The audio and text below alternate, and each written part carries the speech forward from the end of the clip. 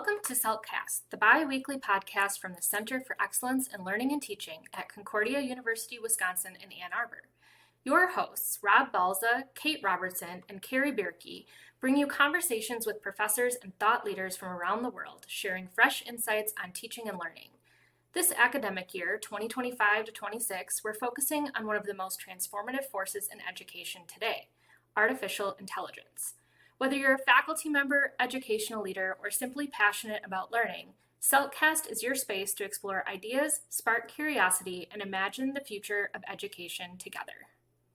All right, welcome to the CELTcast, a podcast for the Center of Excellence in Learning and Teaching at Concordia University, Wisconsin, Ann Arbor. I'm Rob Balza, and I'm joined by my co-host, Kate Robertson. Good morning, Kate. How are you? Hey, Rob. I'm great. Thanks. And today we're exploring a topic that's become even more urgent, how we promote human thinking in the age of artificial intelligence. And our guests are two accomplished scholars and co-authors of the recent Psychology Today article, Brains Not Bots, Developing Thinkers in the Age of AI. And we'll link to that article in our show notes. But I'd like to first introduce our guests. And first we have Dr. Tara Salinas, Professor of Business Ethics and Chair of the Management Department at the Canals School of Business at the University of San Diego. Tara holds a PhD in Business Ethics from the University of Washington, and her work explores ethical leadership and corporate culture development. Good morning, Tara, and welcome to the CELTcast. Good morning. Thank you for having me. And second, we have Dr. Ed Love, Professor of Marketing and Department Chair at Western Washington University's College of Business and Economics. Ed also took his PhD from the University of Washington and specializes in decision theory and preference formation in marketing contexts. Thanks for joining us today, Ed. Nice to be here. Thank you for having me. Is it safe to assume that you and Tara met in graduate school? I noticed you both went to the University of Washington. We did many, many moons ago. That's wonderful you stayed connected and continue to work on projects together. He can't get rid of me. Tara, could you tell us about your early experiences with AI and, kind of some of the experiences you've had working with students that have kind of formed your opinions and some of the thoughts you put into this article? Sure. So I think right when ChatGPT came out, students obviously were super excited about it. And I started to see changes in online discussion board posts in terms of all of a sudden the formatting of them was a little bit different and the tone of them was a little bit different. And when I started messing around with ChatGPT myself, I realized, okay, so they're putting in the prompts, they're getting the answers. And that was my first real pause in terms of if they're putting everything into this AI and copying and pasting the output, they're skipping this really important part where they use their brain. Yeah. And so I was concerned then. I'm still concerned now because from my point of view, college is when you really learn how to ramp up your critical thinking. And when the answers are provided and you don't actually know if the answers are correct and you don't have the general knowledge to check that, to me, that's a problem. So I have been really kind of concerned that especially this generation of students who's had access to GPT or AI in general since they started college, what is that going to look like when they're unleashed in the real world? I feel like we're going to have a lot of, and Ed and I are both in business schools, so we're focusing on students who are going to be in managerial positions soon. How are we going to have managers who actually don't know how to solve problems in the real world? They know how to solve them online, they know how to feed them into an AI, but the implications and all of the other things that are sort of missed there are really crucial. And to me, it feels like one of those, they don't know what they don't know. And so where we catch them in college is just really crucial. What most struck you about what AI can or maybe can't do in those early experiences that you had with it? Like what was most impressive to you? I mean, the speed at which it could spit out information kind of blew my mind. I think we've all been hearing about, oh, AI, the robots are coming. But when you sit down and really start to use it, especially in your own work as an adult with critical thinking skills, it is mind-blowing what it can come up with. But then on the flip side, it also produces things that are absolutely useless. Every once in a while, I'll ask it a question and it'll do something like produce a chart for me. And I look at the chart and I think, well, this chart looks lovely, but it says nothing. But if Right. you don't know what you're asking about, that chart is great. And so that's where that critical thinking piece is really key. And without it, we're going to have a lot of beautiful looking things out there that don't mean anything. Such a good point. Yeah, what was the old saying kind of for IT folks, garbage in, garbage out? Yep. And that brings me to you. The article from Psychology Today talks about the importance of teaching students to use critical thinking instead of outsourcing that to AI to solve problems, just like Tara was talking about. How have you been conveying this message to students, and has that been successful? Yeah, that's a really good question. I think back on a couple of um, informative experiences I had in the classroom last year. Like Tara, I had some discussion boards where all of a sudden, the conversations clearly have become AI chatbot responding to an AI chatbot comment. Sure. And there is no reflection by the students in that context. And that's in a course, my capstone marketing strategy class where where I'm really trying to get students to sort of think about how all of these different concepts that they've learned over the last few years tie together and help them to sort of think strategically about uh, how the marketing part of the firm works, right? Sure. And so that can be discouraging.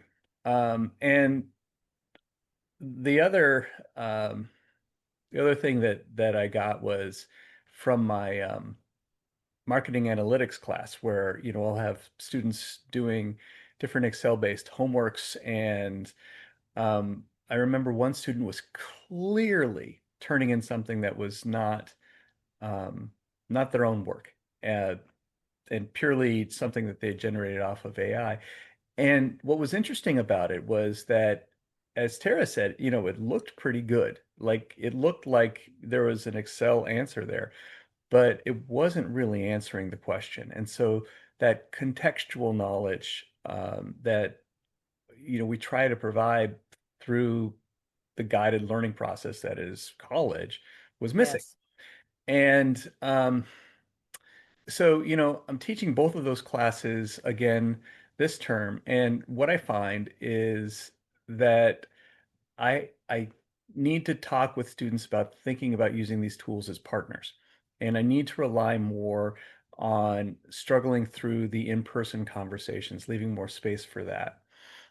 And when we do that, I think it becomes more effective because the reality is that these students are entering a world where AI is going to be a part of how they work for the Sure. rest of their lives and something else after that. And and so the most important thing that we can give them are the skills to sort of adapt and understand how they as humans are creating value.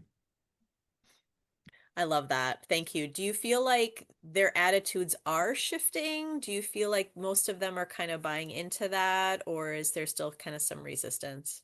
I think no, I think that they are buying into it, and I love our students. They, I think they come into our classes with um, a, a more human perspective on the world, right? They tend to ask some bigger questions, and I like that. Um, the ones that use AI and tell me they used AI, they tend to be very cynical about Ah, the process, like like we're just sort of going through the motions. But if you can sort of probe them and help them to understand why they're doing what they're doing, like why are you in this class in the first place, sure. and how, you know, and how this can be useful for them as a person and as a worker going forward, I think that's where, they can start using it more judiciously. So to And I follow up on agree. that, uh, Tara, I'm curious about how you use AI in your teaching. Like, do you find yourself setting up more boundaries for students or like encouraging them to use AI in specific ways? And also, like, how to use it in your teaching? You found like ways that AI kind of makes you more efficient as an instructor? Sure. So the class that I teach most frequently is a business ethics class. And so I have an AI transparency policy that our Center for Educational Excellence at the University of San Diego put together that is kind of if you use it, let me know, right? What did you use it for? And then I always have to remind them also, you're in an ethics class. Don't turn in AI generated content and claim it as your own because that is not ethical. And so kind of like what Ed said, I've been stepping back, and last semester I was so frustrated that I came in one day and I had a slide and all it said was, "Why are you here? Why are you in college?" The University of San Diego is not an inexpensive investment in their future. So Right. why are you spending hundreds of thousands of dollars to let an AI do your work? Like, what is the purpose of college? And I feel like that really resonates with some students. And then I also think that for other students who kind of see undergraduate as a stepping stone to graduate school, as in, I'm going to check the box of undergrad and then I'm going to go get an MBA or get a law degree, they kind Mhm. of just see AI as, oh, this is just helping me get through to the next step, maybe with the intention of, and I won't be using it as much there, but they've missed the fundamental stuff in the undergrad that it's going to build on. So Yes. I keep harping on it. I keep bringing in articles in terms of what research is showing how AI is impacting their critical thinking skills, how the CEO of OpenAI said it's the thing I trust the least. I Wow. said, here's a quote from Sam Altman. This is the man who created it. And he is saying he does not trust the output. So that should give you some pause. So I'm trying to bring in information as it comes out in terms of the impacts of it. In terms of my own class, I have been using it in ways that I think are they've been great and really fun for me. I have been using it a lot to help create new activities for the class. Wow. So feeding into it, I have an upper division business ethics class. Today we're talking about, I used it the other day. I said we were talking about corporate social responsibility and ESG. Create an engaging class activity that will allow them to understand how ESG provides quantifications of corporate social responsibility. It spit out an amazing suggestion, right? Could I have come up with that myself? Probably. Would it have taken longer than the 30 seconds that ChatGPT did? Yeah.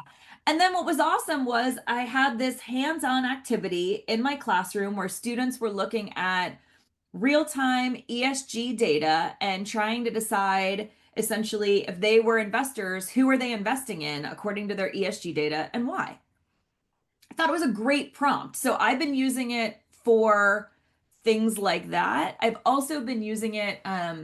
So I tweaked my class a little bit in an attempt to kind of get around AI in places that I could. And so one of the assignments that I've added is they're doing debates in class. Nice. And when they do the rebuttals and their closing statements, it is no technology is allowed. No phones. They can't Google anything. They can't use AI. They have to use their own brains. So what's been great is I have all this feedback from the class toss it into GPT and I say, summarize this for me, hit where their strengths, their weaknesses, and the things that they can improve on. And then I send it back to them and was very purposeful in saying, hey, I used ChatGPT to create this feedback for you. So Ed talks about it as a partner. I talk about it as a tool, as kind of a support for the other things that they're doing. I love that idea of using debates. I've done that in my classes way before AI. Like I've been using debates in classes as a learning tool, and it's very engaging for students and pretty fun as well. It Um, was super entertaining. And I actually had some of the students yesterday who were debating said, wow, that was really fun. And I said, can you Nice. repeat that? I'm like, did you just say that an assignment that was stressing you out 2 weeks ago was fun? I mean, it got a little feisty in the classroom yesterday. I said it's very interesting to be able to see how people respond to stress in real time. Yes. And it was great. uh, Business ethics, I think, lends itself to that kind of assessment really well and activity. It I've taught it does. bioethics classes in the past, and it's a very similar, right? We Students have will a learn lot to about, fight about. yeah, Same thing in biology, right? Um, one of the interesting things, so I had a conversation yesterday. We hosted Eddie Watson from the American Association of Colleges and Universities, and AAC&U is really known for producing high quality rubrics, to assess like really important things like critical thinking and writing, and they call them their value rubrics. And one of the things Eddie pointed out to me yesterday was he said, Rob, these are open access. There's out there on the internet. AI knows about them. If you want to create a high quality rubric, to evaluate writing within the context of a certain course, you can ask, ChatGPT or a similar product, you know, informed by the AAC&U value rubrics, create, a rubric that emphasizes critical thinking in this context. And it does a really amazing job. So that's one of the things I've been using it for lately is, I try to build out rubrics. And I work with assessment across the campus too. And a lot of faculty are asking, well, how do I assess this learning outcome? And AI can really help get you started in that way and speed up that whole process. Just something interesting about this process for us has been like the process of using AI in the classroom has been developing in this case that we just wrote. So Tara and I just wrote a case about a sustainable yoga retreat called Anamaya down in Costa Rica. And as we one of the key concerns in the case, and actually my students are going to discuss this case on Monday. One of the big concerns in the case by the owner is how AI has made it harder for customers to discover their business. And so we have students wrestling with that within the case. And at the same time, we also have an assignment activity within the teaching notes, which asks them to use AI to help develop a marketing plan to address some of their concerns. And so, I think the tension between like the understanding the limitations of AI, or how AI adds a new constraint onto businesses exists at the same time as we have, these opportunities to um, create something fun, new, and engaging, and generative. So, That's interesting. Yeah, that's a dichotomy I hadn't thought of. Thanks for bringing that up. I also I don't want to say switch gears, but really talk about the part of your article that says that AI is sheltering us from these empathetic interactions with others. How so? yeah, that's a really good call out. And this is, I think, one that is going to be developing. It's something that the stats vary a little bit depending on your source, but particularly amongst teenagers, what we're seeing now is they're using AI to practice conversations to have someone to talk to about things that they're not comfortable in reaching out to others with. So it's sort of a, this very personal friend that they can use. And so they develop these relationships with these algorithms. Um, and there is certainly, I think, some psychological good to that for for people as, sort of they're developing um, as a social person to have the space to feel safe and practice. But at the same time, they're missing out on sort of the messiness of normal human interaction. And there's also, I think, a this normative effect where, they if they're practicing with this algorithm that is um, designed to give them the kind of responses just that they're looking for, Right. that their expectation of what how other people should talk and act and treat them and what is right and what is wrong, and their sense of their own personal righteousness gets really skewed. And so I think that's a real risk that we have to consider from the social side of it, and that's going to hit some people a lot more than others. But I think it can be a real problem. For sure. And I just want to add in that at the end of the day, we're releasing all of our students into the real world where they're going to work with humans face to Yes. face. The AI is going to be in their pocket and on their computer and all of those things, but those interpersonal skills are going to be crucial no matter what. We're not getting rid of people. We need to be able to have face-to-face conversations. And in in the framework of management, they used to talk about all these things as soft skills, the ability to have a conversation, to be able to empathize, right? Now they're talking about them as they're calling them, they've been rebranded. Now they're power skills because Ah, so many people do not have them, but they're all trainable.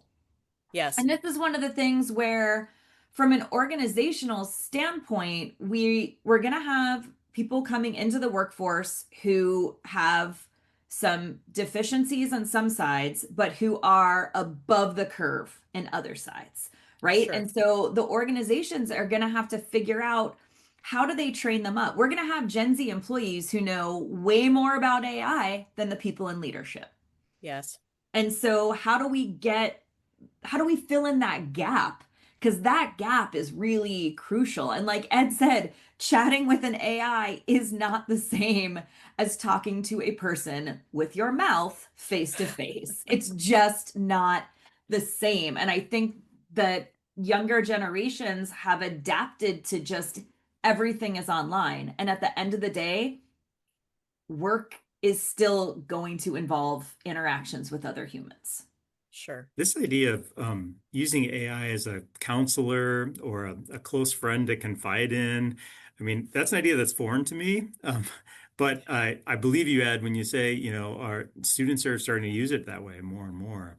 And what the first place my mind went was, what if there's a data leak? You get these notifications that your bank leaked out your healthcare agency or leaked out your personal data. What if OpenAI had an event like that where all this personal data got out and all your deepest thoughts that you were sharing and looking to your chatbot you know, um, for support with got out to the world? I wonder about data privacy in that regard. Am I am I worried about that for no reason, or do you think that's something that could pop up in the future, Ed? Well, it's interesting. I think that maybe in our generation we appreciate the importance of data privacy. Um, but in terms of their personal lives, I think, and I could be wrong, I think this will vary from person to person, but um, I think the sense is that all of our information is out there already. And so students tend to worry about that less and worry about the consequences of it less. Um, the there I think sort of related to the point that you're making though is the notion that everything that you put into a chatbot, say ChatGPT, is already being used by ChatGPT, by OpenAI, right? And it's training the next model. And so, if you get a response that you find very good, then more people are likely to receive that kind of response. And so there's a training that goes on that sort of pushes to this normative response that that then I think reduces how we think about how people in the normal world would respond, right? And or gets us to sort of contemplate like a certain way of thinking about, how do I respond to a question about, um, you know, harming oneself or something like that. And so when we then have those conversations with regular people, it can be very jarring when we don't get this kind of response. Another use of AI that I've recently discovered. Now I'm very far removed, happily Mm. married for many years, but I Oh, know some young people that are using these dating apps, these online dating apps. And I recently learned that you can have what's called agentic AI, an AI that acts as an agent for you. You give it control of your calendar, you give it control of your email, and you can give it control of your social life, including interactions on dating apps. Basically, set up dates for you and interact with people you matched on some social website. The whole point of these things is to build relationships, and we're outsourcing that to AI now. That really makes me fear for our future in a lot of ways. Tara, yeah, and actually, the Wall Street Journal had an article a few weeks ago about this, and you're getting at a part of our article at Psychology Today that was actually cut by the editors, which doesn't happen to us very often. But we sort of talked about how not only do people do what you're talking about, but then they will have relationships, for lack of a better term, with AI bots. And so that's fulfilling the need that we all have, right? For, acceptance and love and affirmation and all of that. And we feel that we're getting that from these AIs. Um, and I think that in the short run that can feel very good, but in the long run,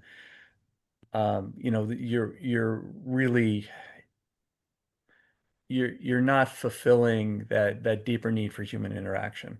Right.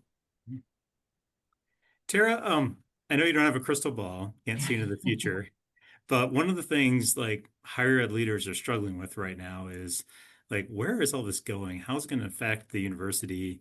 People are thinking about, what careers are going to shrink, what careers are going to expand, and how higher ed should react to that, like investing in certain programs and others.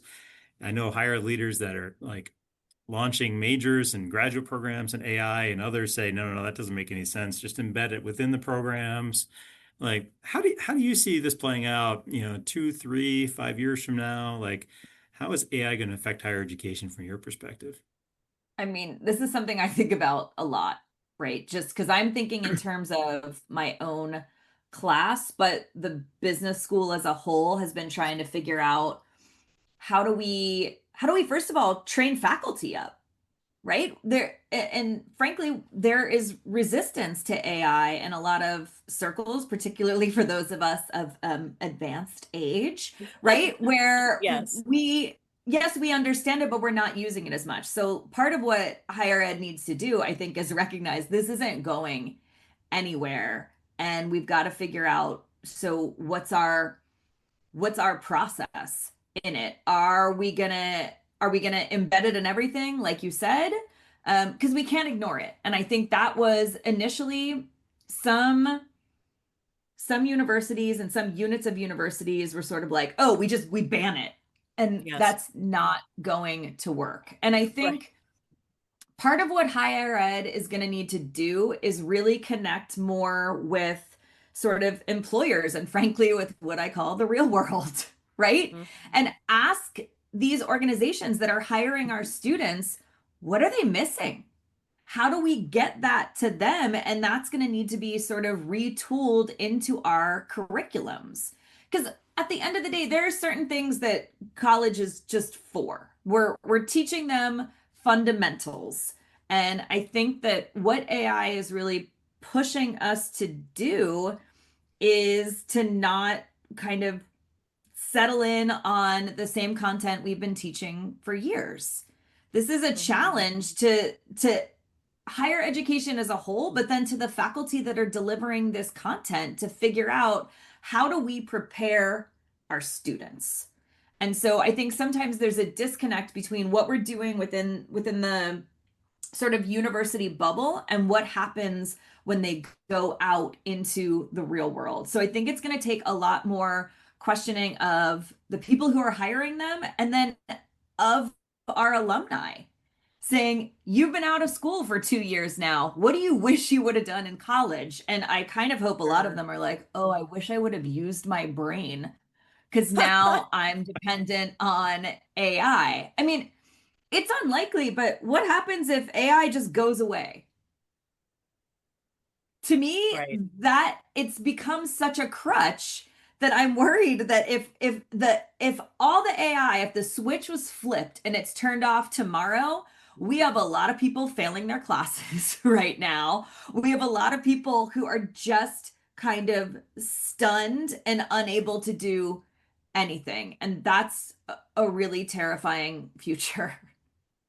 So I think it's going to have to be a lot of sort of back and forth between universities and the real world. And then there's going to need to be investment in just in training us so that we can train them how to use this technology for their benefit. Because one of the terms I heard lately that really stuck with me is managers are losing time at work because their employees are using AI, and they said what they were getting was AI slop. And so, and I was talking to a woman who's a leadership trainer at Amazon. So this is somebody who's like working with high level people. On her team, she said, AI is costing me time. I was like, how? What do you mean? And she said, what's happening is my newer employees are using AI. They're giving me stuff, like we said earlier, looks beautiful. It's wrong. So she said, now I have to take the time to sit with them and explain why what they did was wrong. And then I have to take my time to redo it. So Wow. she said, if the work would have been done in the first place to understand the theories and why what you put together is actually incoherent nonsense, we would have saved a lot of time. So I think there also has to be that sort of understanding of there are trade-offs. And yes, you are saving time, but if what you're producing isn't good, then what you are producing is kind of useless. Yeah, that's the downside of using AI is if you use it as a crutch and outsource your thinking and you're not critically thinking about what it produces and how you're using it, that's the hellscape. But the upside is like if you use it as a starting point, a foundation, and can build upon it, it can actually accelerate productivity. And I've heard some people argue like I think Bowen and Watson in their book Teaching with AI argue we need to raise the bar, right? Mhm. Because that baseline stuff can be done by AI. We need to like start moving higher on Bloom's taxonomy and expect more out of our students. Ed, what do you think? Well, yeah, so it's interesting because I'm actually having a panel discussion this evening with um, folks from, Microsoft and Amazon and some ad agencies in Seattle who are coming up to talk with our students. And last time I spoke with them, I think one of the things that really struck me was that there's an expectation in industry that you're using AI, but also that AI is not enough. And so the last thing that our students want to do is, the create their resume in AI and then turn that in. That's there has to be some curating for it. But when you ask the question about like where we're going to be in 2 years, 3 years, 5 years, um, there are I think some directions where we're going in higher ed, some problems that we're facing in higher ed that AI is certainly going to have an impact on. For example, right now I'm writing a textbook, and I'm several chapters into this textbook, and it's occurred to me that textbooks might not be a thing that people write in 5 years, you know? And it's like, this might be my last window to write a normal textbook. We'll see. And if AI gets good enough, I think that an AI-powered textbook is a very sort of compelling idea. In fact, I've heard that I can't remember where I heard this, but there are textbooks or authors who are using their class materials to create an AI chatbot specifically for the class. And so it's not a large language model. It's a language model that's just trained off of a specific set of materials. And that's a very compelling idea. I think the other area where we are going to see a big impact is in terms of student services outside of the classroom. So, Yes. The job that Tara and I have is within the classroom to develop students as thinkers. And I think that Tara's articulated that very well. But outside of the classroom, some of the things that we're really struggling with are related to student advising, student counseling. And those are areas of the university right now, and I'm at a public university, unlike Tara. But I think that we're both seeing those kinds of services getting cut. And, the demographic trends that we're seeing in higher ed right now suggest that enrollment's going to become, enrollment numbers are going to tend to drop. And so the services that we offer institutionally are probably going to suffer more. And so when I think about a lot of the routine student advising I do, I think that you can address some of those things with a chatbot. What kind of classes should I take? How should I sequence things? What are the prereqs that I need for X, Y, or Z, or all of those kinds of things? How do I do study abroad? And what that means is that the interactions that I have with students when I meet with them can be a lot more meaningful. So we reduce the time on the sort of the routine stuff and focus on, okay, well, let's talk about where you get your energy and how that affects your purpose in your career, and how do we create a mission and a goal for you as a human. And I think those are questions that are much harder for us to address through AI. But we Yes. get more space to do it if we use AI judiciously. Well, Tara and Dr. Tara Salinas and Dr. Ed Love, we really appreciate your time. This has been a fascinating conversation. Blessings on all your work, and look forward to reading more of your thoughts about AI in higher education. I know you're both, productive authors, and so I look forward to seeing more from you in the future. To our audience, please check out the Psychology Today article. It's linked to in the show notes, and thanks for listening. Thank you. Thank you. Thank you so much. Thank you for listening to CELT-cast, brought to you by the Center for Excellence in Learning and Teaching at Concordia University, Wisconsin in Ann Arbor. We hope today's conversation gave you something valuable to take away, whether a new idea to apply in your teaching practice or simply a perspective to consider further. Be sure to subscribe so you never miss an episode. You can find us on Amazon Music, Apple Podcasts, Spotify, and YouTube. Production for this episode was done by Ashley Curtin. Until next time, thank you for joining us and keep teaching faithfully.